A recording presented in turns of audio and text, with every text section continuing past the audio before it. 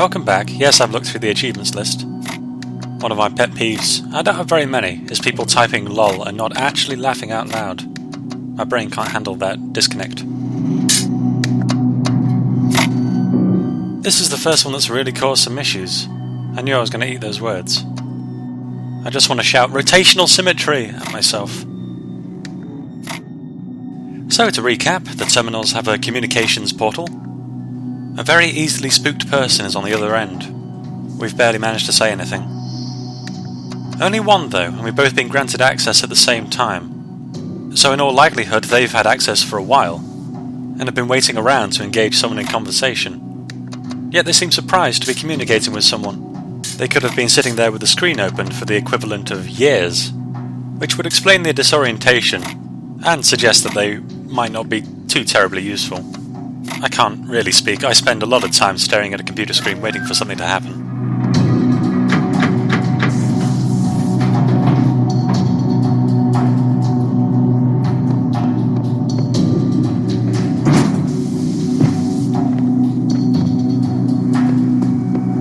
We're approaching the cloud level here, or the extent of the draw distance. Not to mention the storm cloud, which I personally believe is only there to obscure what might be beyond it. I didn't get a good look at this. It looks like a gravestone. My best friend died today. In the abstract, a human death is nothing, of course. An insignificant blip in a sea of billions. But the world is not abstract. Reality is always specific. Painfully so. And that one specific human being who existed only once in all of the infinity of time and space, that human being was my friend. But he's not coming back, no matter how much I want him to. So, all I can do in the end is keep working, because that specificity, that uniqueness of people, of real people, is worth preserving.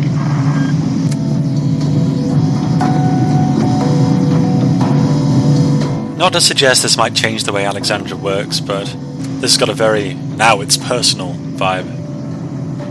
I wonder who that friend was. I wonder if we've been fed an unbalanced amount of his specificity.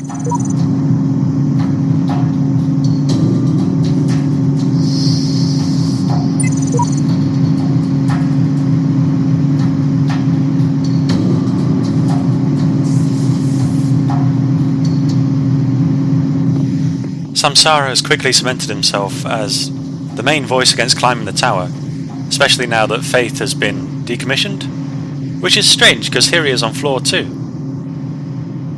The Shepherd too is a massive proponent of the theory that each generation is a stepping stone for future generations to make further progress. So far, I don't think any of the previous generations have done anything that I have truly benefited from.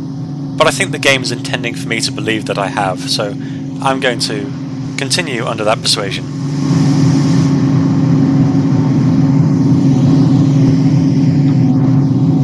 So there are a couple of alcoves here, and I'm trying to put boxes in them, and I don't know why at this point.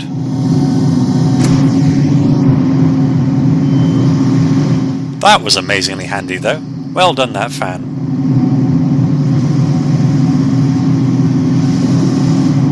So here's me sussing it out. The fan on the wall can push boxes under my own feet. But I can only do that while I'm airborne, so I need the boxes up here in advance so I can drop them so they will be blown underneath me.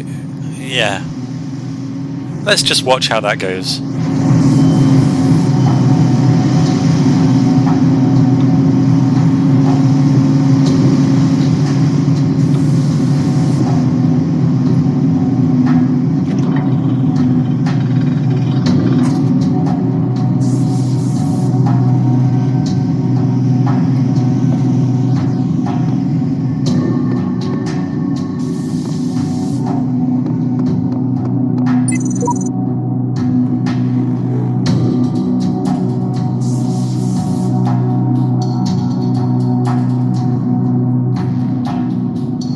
He really wants to drive this evolution point forward, which is fair enough, but I wonder how he knows. what the earliest generations were capable of. It also completely defeats my argument that I haven't depended on anyone if I could have been put here in a far more basic state. It's like saying I've done alright in life without any help from anyone, completely dismissing the millennia's worth of advancements in architecture, compounds, economics, society and culture that allow me to live comfortably and travel and are responsible for the existence of the job that I have obtained all by myself.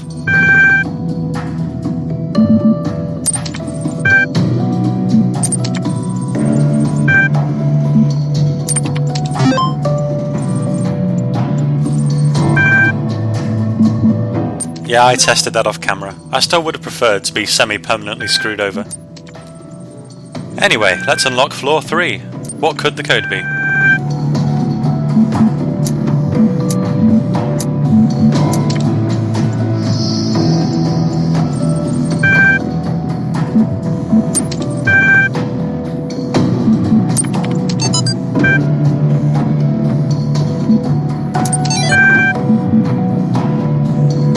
Hang on, that wasn't exposition.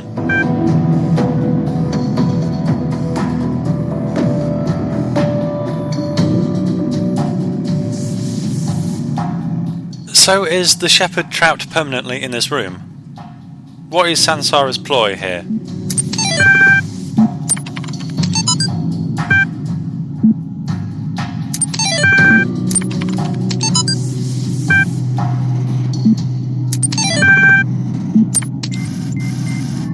Would Elohim actually work together with one of these programs? How do they have the capability to affect other programs running in synchronicity? Where could he possibly have got that code from and generated that text file? I don't have the ability to do that, and I'm a later version. Perhaps it's not the number that counts, but the type. And finally, under the guise of being helpful, isn't the shepherd just pushing us up the tower? I know that's where we want to be, but still, we're being manipulated, even if it turns out to be in a positive way. And why can't Samsara and Elohim conspire to trap me as well? What's stopping that?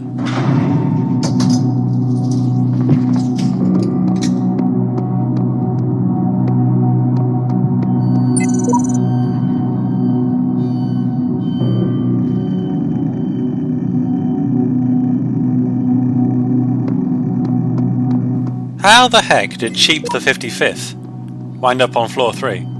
That version was destroyed rooms ago before he could have got all the sigils. Maybe they reverted.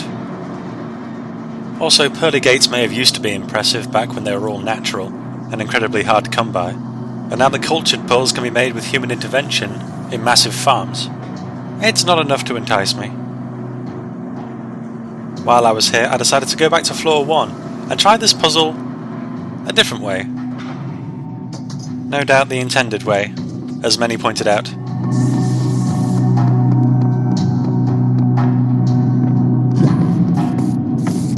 Although I've been so self-assured by this solution that it actually takes me a few attempts.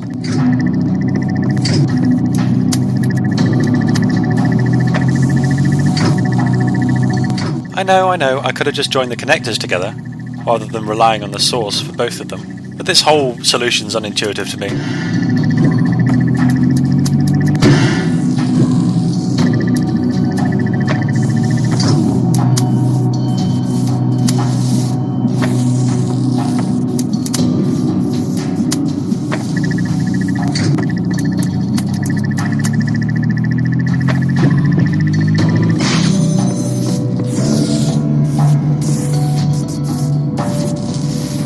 Everybody was happy with all that they saw on their streaming video site of choice forevermore.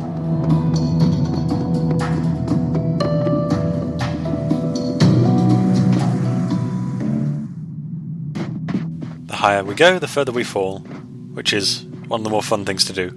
See you in B5. You have solved many of the mysteries of this land. The road before you is still long and many gates remain closed. But take comfort in your accomplishment and in your Creator's pride.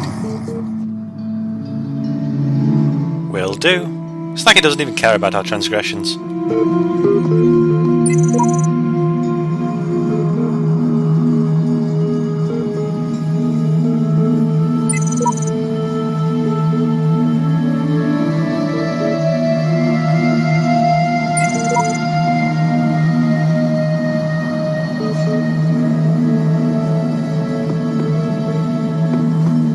That's a fairly good comeback, Sheep.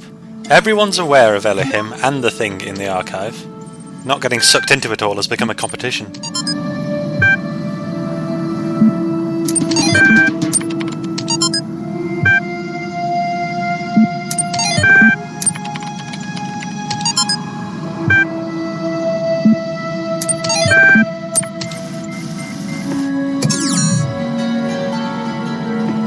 I don't know if you can see, but there's a star right on the tip of that obelisk. We might have to knock it down after all. So while I explore, let's think back to Floor 2. The first log file is about the internet, and how people have started using it far more now that humanity is coming to an end. I feel sorry for the poor saps maintaining web servers, captains going down with the ship. I'd be really curious to know the results of a poll over whether you'd continue doing your job once it was determined the world was ending. Anyway, I'm just going to see it for what it is, a nice sentiment about people pulling together in their final moments. The second log is a fair bit bleaker.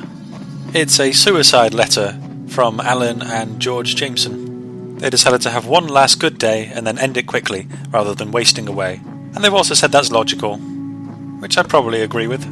They've sent the note around the entire project mailing list, which I would not do. But I'm pretty bad at communicating things. There's another defunct puzzle room over here.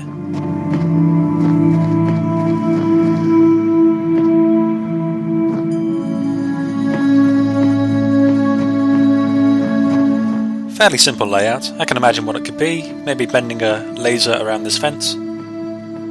The suicide note also brings up the fact that they are not religious, but the insights they've gained into the nature of the mind have given them a sense of awe that's close to a religious feeling. It then likens that to Einstein's understanding of God. I'm not sure which quote it's talking about, but I suppose his whole philosophy is applicable here. Science requires an essentially spiritual search for truth, an application of curiosity, and a faith in a certain comprehensibility. You can technically be scientific without those things, but working on a project of the size that they were, with all of its non-immediate ramifications, a bit of belief doesn't hurt.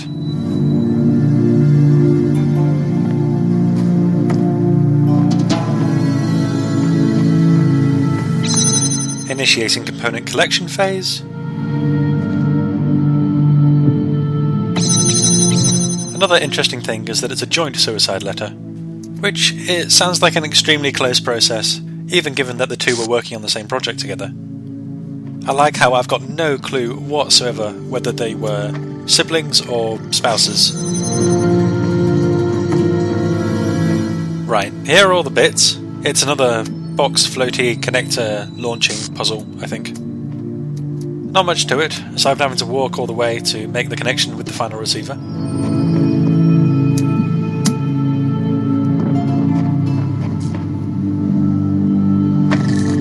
I always forget the box.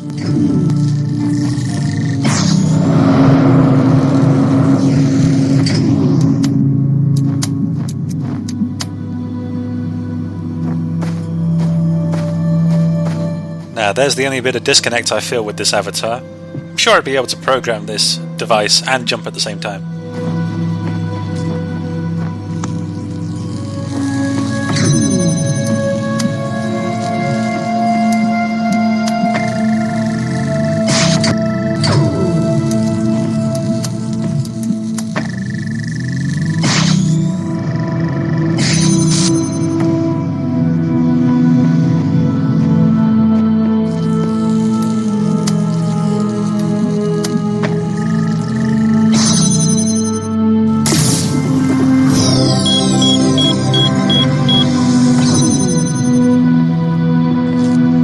A lot of the steps in that puzzle seem more like just things to do, without presenting any actual challenge. While I'm thinking about Floor 2, Alex's journal is clearly very somber in tone, and the log files are entirely about the end times. And it's the first time we've really been unequivocally hit with the personal impact all this is having. And that's right off the back of all this Land of the Dead, Egyptian tombs and Path to Osiris stuff. It does a good job of feeding that into each other, having our progress through the tower match up with the other themes happening in the rest of the game. No real massive opinion on that, I'm just aware that it's pretty well done.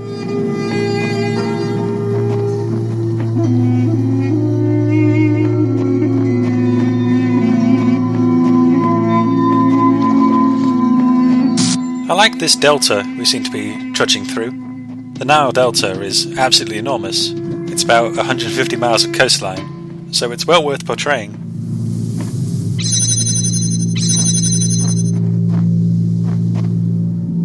And now I'm all suspicious of things being hidden amongst these shrines. This puzzle introduces a great little sub-mechanic I quite like.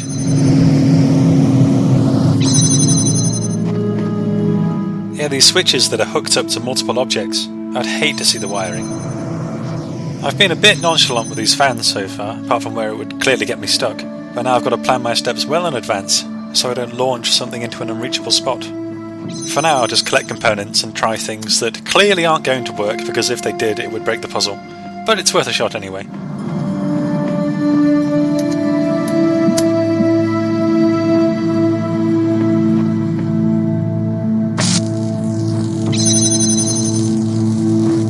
One of these zones has a ladder that leads into it, so even if I can't remove the things from where they end up, I can at least go and find them afterwards.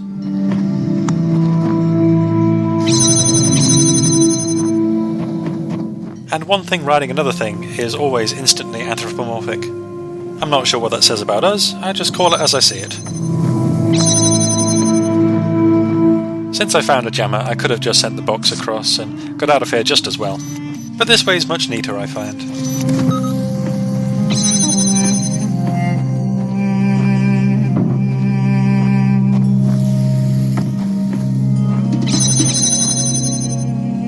I did not mean to do that.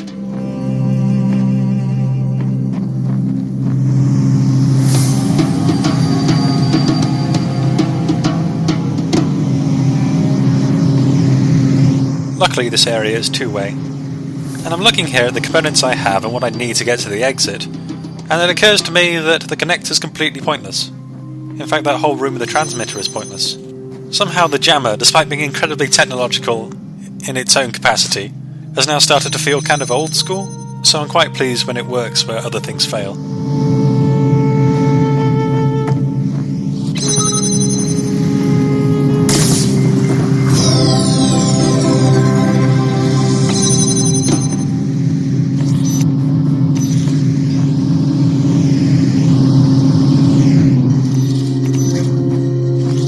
Yeah, I managed to hop there. The air control is still as weird as ever, but looks like I should be able to break something out of this room at some point in the future.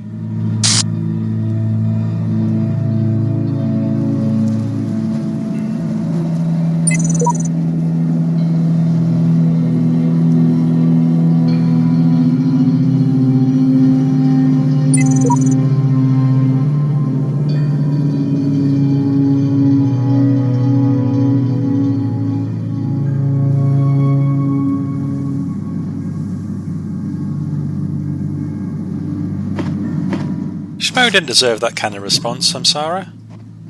I do really like the shepherd's method of persuasion. Rather than refuting Samsara's points, the shepherd is agreeing and building upon them, showing that they have a full understanding of the argument before picking holes in it.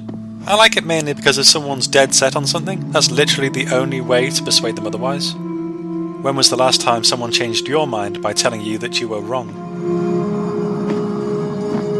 There are still 3 rooms to go, and they're the tougher of the 5. The last 2 involve the recorder, and I'm as good as that as I've ever been. I think it requires a whole different voice again, maybe something really high-pitched this time.